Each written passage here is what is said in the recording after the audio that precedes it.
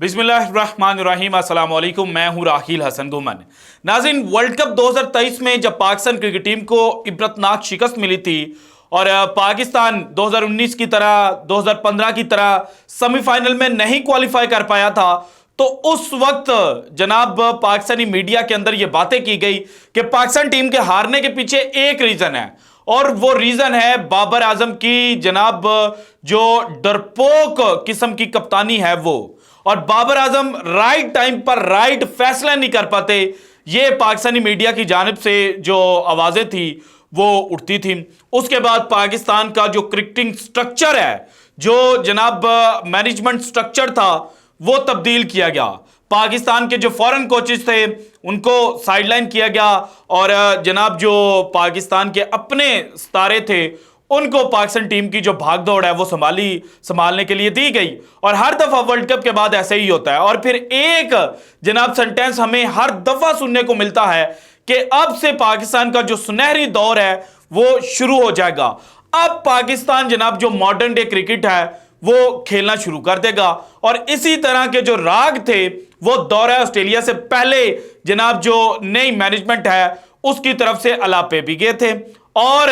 जनाब जो पाकिस्तान के नए डायरेक्टर हैं मोहम्मद हफीज, वो तो एक कदम मजीद आगे बढ़ गए थे और उन्होंने कहा था कि जनाब पाकिस्तान यहां पर कंपीट करने के लिए नहीं आया हुआ था। डैट मीन्स के मोहम्मद हफीज साहब ये कह रहे थे कि हम सिर्फ मुकाबला नहीं करेंगे बल्कि हम जनाब ये जो टेस्ट सीरीज है ये जीतेंगे। लेकिन जनाब जो पहला टेस्ट मैच के तीसरे दिन का आज इख्तिताम हुआ है, तो उसके बाद अगेन जो चीज रिपीट की जा रही है वो ये है कि जनाब पाकिस्तान तो ठुक चुका है, पाकिस्तान तो बढ़ चुका है। क्योंकि आज दिन के इख्तिताम पर ऑस्ट्रेलिया को 300 रन की जो लीड है वो हासिल हो चुकी है। और ऑस्ट्रेलिया के अंदर अगर कल ऑस्ट्रेलियाई टीम जनाब फर्स्ट सेशन के अंदर आउट हो जाती है, 50 रन भी नहीं वो बना पाते और पाकिस्तान की जो बॉलिंग लाइनअप है वो उनको रिस्ट्रिक्ट कर लेती है, तो फिर भी पाकिस्तान को कितने रन का जो टारगेट है वो मिलेगा 350। और 350 जो है वो श्रीलंका के खिलाफ तो चेज हो सकता है, लेकिन ऑस्ट्रेलिया जैसी जो चैंपियन टीम है वो आपको फोर्थ इनिंग के अंदर 350 चेज नहीं करने देगी। और आज जब दिन का आगाज हुआ था तो ये एक्सपेक्ट किया जा रहा था कि जो स्टार्ट पाकिस्तान को मिल चुका है कि 120 के ऊपर 2 खिलाड़ी पाकिस्तान के आउट थे और नाइट वॉचमैन जो है उनको भेजा गया था। अब्दुल्ला शफीक और इमामुल हक जो हैं उन्होंने बड़ी स्लो पेस के ऊपर खेला, लेकिन उन्होंने बॉल जो थी वो पुरानी कर दी हुई थी। सो ये एक्सपेक्ट किया जा रहा था कि आज जब बाबर आजम आएंगे तो उनकी जनाब जो फ्री फ्लोइंग किस्म की बैटिंग है वो हमें देखने को मिलेगी। कुछ शॉट जो हैं वो बाबर आजम ने बड़े अच्छे खेले, उनमें एक ड्राइव भी थी जिसके लिए जनाब बाबर आजम बड़े फेमस हैं और वो जनाब हिस्ट्री बुक्स के अंदर भी उनकी ड्राइव की जो एग्जांपल है वो दी जाती है। लेकिन उसके बाद बाबर आजम ने किया क्या, एक ऐसी गेंद के ऊपर बाबर आजम साहब आउट हुए जो कि आउट होने वाली नहीं थी।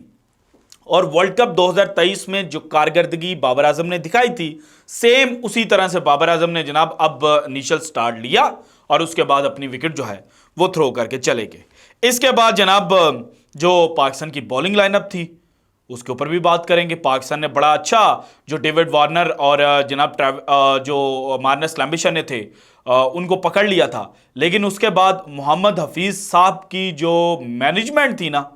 उसकी वजह से पाकिस्तान के हाथ से ये जो मैच है ना ये जाता हुआ नजर आया। सो ऑल इन ऑल आज पूरे दिन के अंदर हुआ क्या है और पाकिस्तान से कहां पर गलती हुई है ये जनाब मैंने आपके साथ डिस्कस करना है। लेकिन सबसे पहले देखें कि जनाब आज पाकिस्तान अपनी जो इनिंग है उसका आगाज करता है तो पैट कमिंस पहला ओवर करने के लिए आते हैं और तीसरी गेंद के ऊपर ही जो नाइट वॉचमैन थे खुरम शहजाद वो अपनी विकेट जो है वो पैट कमिंस को देकर चले जाते हैं। इसके बाद क्रीज के ऊपर आते हैं बाबर आजम और इमामुल हक जो है उनकी एक अच्छी पार्टनरशिप जो है वो लगती है और ऑलमोस्ट 50 रन की जो पार्टनरशिप है वो इन दोनों के दरमियान लगती है। लेकिन फिर जनाब मिचेल मार्श को अपनी विकेट जो है वो बाबर आजम देकर चले जाते हैं और बाबर आजम साहब ने सिर्फ 21 रन जो हैं वो स्कोर किए। इसके बाद सऊद शकील आते हैं, सऊद शकील और जनाब इमाम क्रीज के ऊपर, लेकिन दूसरे एंड से इमाम जो है वो नेथन लाइन को छक्का मारने के लिए जाते हैं और बॉल जनाब जो है वो जैसे ही ठिप्पा लगती है तो उसके बाद वो मरले की स्विंग हो जाती है, मरला वो जनाब ऑफ साइड पे बाहर निकल जाती है और इमाम जनाब क्रीज के अंदर वापस नहीं आ पाते। वहाँ पर जनाब एलेक्स कैरी जो हैं वो उनको स्टंप कर देते हैं और पाकिस्तान की तरफ से जो स्टंपिंग चांस था वो मिस हो सकता है, लेकिन ऑस्ट्रेलिया जो है वो इस तरह के चांसेस जो है वो मिस नहीं करता। खैर जनाब इमाम जो हैं वो 62 रन बनाकर आउट होते हैं। 199 गेंदें उन्होंने खेली थी और इसको लेकर इस वक्त सोशल मीडिया के ऊपर बहस चल रही है कि इमाम ने इतनी देर जो क्रीज है वो ऑक्यूपाई की थी, लेकिन फिर भी जनाब जो रन्स उन्होंने स्कोर किए हैं वो बहुत कम है। तो भाईजान टेस्ट मैच के अंदर और ऑस्ट्रेलियावी जो कंडीशंस हैं उनके अंदर अगर Mitchell Starc, PAT Cummins, Josh Hazlewood, Nathan line जैसे बॉलर आपको गेंदे करवा रहे हैं ना, तो वहां पर आप क्रीज ऑक्यूपाई कर लें, यही बहुत बड़ी बात होती है। और इमाम ने अच्छा खेला है। इमाम को मतलब सिर्फ इस वजह से कि इंजमामुल हक का भतीजा है तो उसकी इंसल्ट की जाए, इस तरह से नहीं होना चाहिए। इमाम ने जो अपनी जिम्मेदारी थी वो बखूबी निभाई है और जब गेंद पुरानी होनी थी तो फिर मिडल ऑर्डर के जो बैट्समैन थे उन्होंने जनाब फ्री फ्लो करके जो रन्स हैं वो स्कोर करने थे, लेकिन पाकिस्तान का मिडल ऑर्डर जो है वो जनाब फ्लॉप हो जाता है। सऊद शकील साहब उन्होंने 28 रन स्कोर किए, अच्छी बैटिंग कर रहे थे, लेकिन जनाब उनको भी जो जोश हैजलवुड हैं उन्होंने एक बड़ी शानदार गेंद की और 28 रन के ऊपर वो भी अपनी विकेट देकर चले गए। फिर जनाब जो पिंक नाइट टेस्ट पाकिस्तान ने ऑस्ट्रेलिया के अंदर खेला था और उसमें जिस तरह से सरफराज मिचेल स्टार्क के हाथों बोल्ड हुए थे, आज अगेन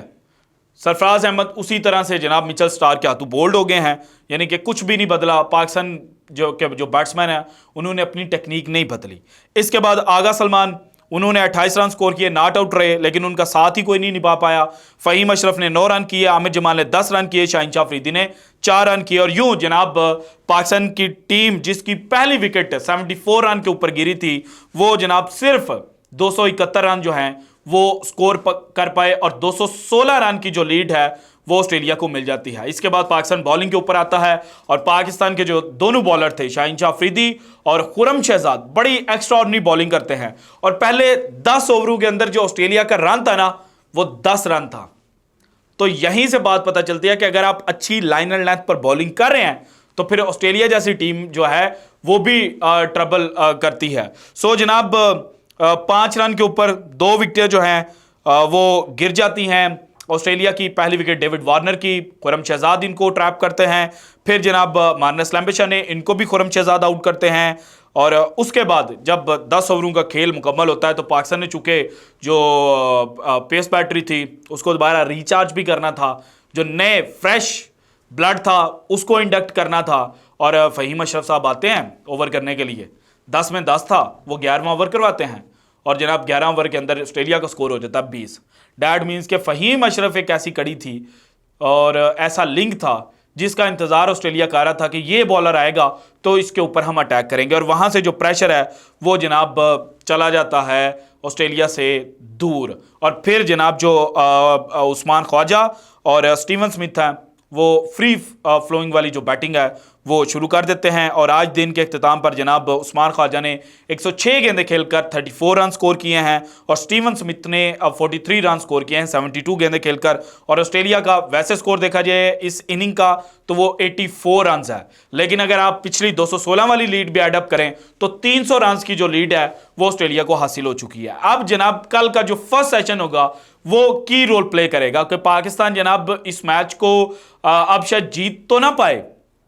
अगर 400 से ज्यादा रन बन गए तो फिर पाकिस्तान किस सोच के साथ, किस अप्रोच के साथ जाएगा, क्योंकि जब ये मैच का आगाज होना था तो उससे पहले जो प्लेइंग 11